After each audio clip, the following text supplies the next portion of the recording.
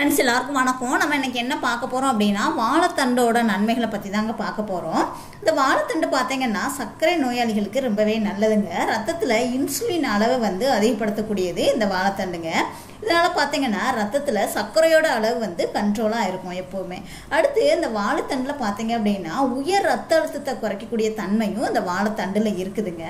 இந்த வாழைத்தண்டில் இரும்புச்சத்து, vitamin B6 இது மாதிரி நிறைய அதிகமாக இருக்கிறதுனால ஹீமோகுளோபின் அளவை அதிகப்படுத்தக்கூடியதுங்க இந்த வாழைத்தண்டு.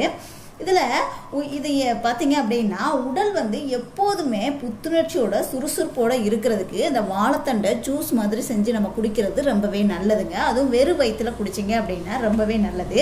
முக்கியமாக ரத்த சோகை வராமல் தடுக்கக்கூடிய தன்மை இந்த வாழைத்தண்டில் ரொம்பவே இருக்குதுங்க. நம்ம சாப்பிட்ற சாப்பாடு பார்த்தீங்கன்னா கழிவாக மாறி சிறுநீர் பாதை வழியாக தான் வெளியே போகும். அப்படிப்பட்ட அந்த சிறுநீர் பாதையில் தொற்று எதுவும் வரவிடாமல் பாதுகாக்கக்கூடிய தன்மை அந்த வாழைத்தண்டில் இருக்குங்க. அப்படிப்பட்ட அருமையான ஒன்று தான் அந்த வாழைத்தண்டு. இதை நம்ம பொரியலாகவும் செஞ்சு சாப்பிட்லாம். அப்படி இல்லை அப்படின்னா ஜூஸாகவும் எடுத்து நம்ம குடிக்கலாங்க. அதே மாதிரி பார்த்தீங்கன்னா அசிடிட்டியால் கஷ்டப்படுறவங்க அந்த வாழைத்தண்டு சாறு எடுத்து குடிக்கும்போது ரொம்பவே நல்லதுங்க. வயிறு சம்பந்தமான எல்லா பிரச்சனையுமே சரி பண்ணக்கூடியதான் அந்த வாழைத்தண்டு சாறு.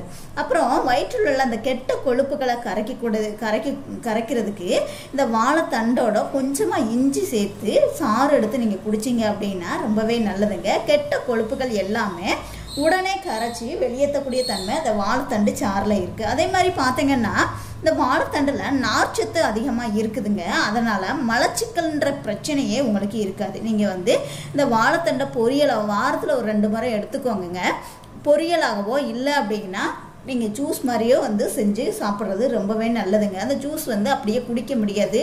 குடிக்கணும்னு நினச்சா குடிச்சிடலாம். பட் அதை மாதிரி கொஞ்சம் ஒரு மாதிரி நல்ல துவப்பாக இருக்கும்னால குடிக்க முடியாது. அதுக்காக வேண்டி நீங்கள் கொஞ்சமாக ஒரு அரை லெமன் ஜூஸ் விட்டுக்கலாம். அந்த மாதிரி குடிச்சிங்க அப்படின்னா குடிச்சிடலாங்க. அதே மாதிரி இதை குடிக்கிறதுனால நோய் எதிர்ப்பு சக்தி நமக்கு ரொம்பவே அதிகமாகுதுங்க. நோய் எதிர்ப்பு சக்தி நமக்கு இல்லை அப்படின்னாலே எளிதில் நோய் நம்மளை தொற்றிக்கொள்ளும். சின்ன சின்ன நோய் கூட நம்ம உடம்பை ரொம்ப சோர்வாக்கிடும். ஸோ நோய் எதிர்ப்பு சக்தி நமக்கு அதிகமாக தேவை. ஸோ அந்த நோய் எதிர்ப்பு சக்தி இந்த வாழைத்தண்டில் இருக்குதுங்க. வாழைக்காய், வாழைப்பூவு இதை விடையும் இந்த வாழைத்தண்டில் சத்துக்கள் அதிகமாக இருக்குதுங்க. வாழைத்தண்டுக்கு சிறுநீரை அதிகமாக பெருக்கெடுக்கும் தன்மை கொண்டதுங்க இந்த வாழைத்தண்டு ஜூஸு. இதனால் சிறுநீர் கற்கள் இருக்கிறவங்க அந்த வாழைத்தண்டு ஜூஸ் எடுத்து நீங்கள் காலையில் வெறும் வயிற்றுல நீங்கள் குடிச்சிங்க அப்படின்னா அந்த சிறுநீர் கற்களை கரைச்சி வெளியேற்றி விடுங்க இந்த வாழைத்தண்டு ஜூஸு. மேலும் சிறுநீர் கழிவுகளை வெளியேற்றுவதோட அந்த நச்சு கிருமிகளையும் அழிச்சு வெளியேற்றிடும். ஸோ இந்த வாழைத்தண்டு சிறுநீர் பிரச்சனை, சிறுநீர் சம்பந்தமான எந்த பிரச்சனையாக இருந்தாலும் இந்த வாழைத்தண்டு ஜூஸ் எடுத்து நீங்கள் காலையில் வெறும் வயிற்றுல குடிக்கிறது ரொம்பவே நல்லதுங்க. அந்த சிறுநீர் கற்களை கரைச்சி வெளியேற்றக்கூடிய தன்மை அந்த வாழைத்தண்டு ஜூஸில் இருக்குது. ஸோ மொத்தத்தில் அந்த வாழைத்தண்டு பார்த்தீங்கன்னா ஜூஸ் குடிக்கிறது உடலுக்கு ரொம்பவே ஆரோக்கியமானதுங்க.